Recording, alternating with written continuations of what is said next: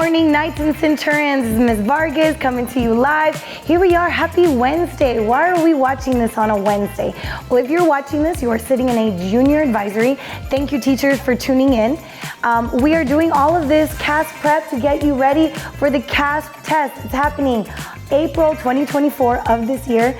You're going to take the English test on April 23rd, the math test on April 24th, and then the science test on April 25th. Why do I care? What does that matter? Well, as a school site and then larger as a district, our school is ranked according to how our students performed. It's basically a report card on us teachers.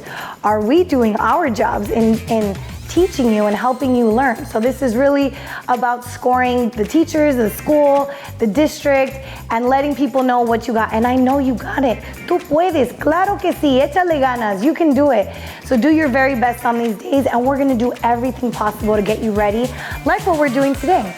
So if you recall our question on Monday, it was a science question. And the question was a part A and a part B. We had to look at the text in part A, decide which one of those three was the right answer according to the graphs. And then part B was asking us to look at 4 different graphs and choose which graph was the best representation of the question. And to school us a little bit on how to best approach questions like this, we got our very own in-house teacher, science teacher, Mr. Reams. Take it away, Mr. Reams. Hey, good morning, people. And here we are in question number 2 of our CAASPP prep, and we're going science this week. Yes, we are. I'm Mr. Reams. I'm one of the science teachers here at Valverde High School. So this one here, Ms. Vargas had read you the question. We're going to do a little bit about graph analysis, but also test-taking procedures. So sometimes you don't always need to know the content, the science content, to analyze and answer these questions. So let's look at this one real quick.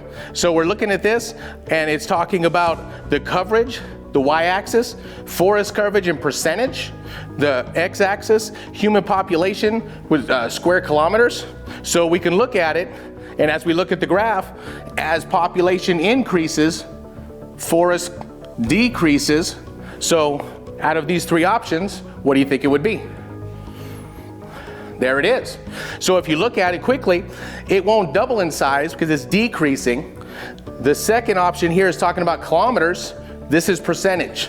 So by process of elimination and analyzing this graph, you can see right there, decreased by about 50%. Does that make sense? This is part A. So now we can move on to part B. So again, we're going to do some graph analysis. So this is asking for the most effective or efficient resource management strategy to maintain the cover of the trees as the density of population increases. So let's look at these real quick. So if we look at A, so if we bring in at 2,000 square kilometers, we're looking at a forest coverage at 2,000 at 20%. In B, at 2,000, we're looking at coverage of 80%. Okay? And C, at 2,000, we're looking at a coverage of 50%. And D, at 2,000, we're looking at coverage at 10%. So, without any science knowledge, analyzing these graphs, which number is greater? B, 80%. So there you go. So with the graph analysis, you can see, without knowing any science, looking at that information, that B would be the correct answer. Very good. Excellent job. Keep up the great work, people. All right, so thank you so much. Thank you, Mr. Reams, for taking your time to record that. Thank you, Mr. Del Campo, for even putting these together. And thank you, teachers, for putting this on. Thank you, students, for participating. And next week, we got a math question. Yeah! That's your favorite, right? Math. Mine too. All right, so join us next Monday when we get our new question. And if you were the winning advisory this week, I'll be coming around with some dulces for you. Thank you so much. Have a great rest of your week.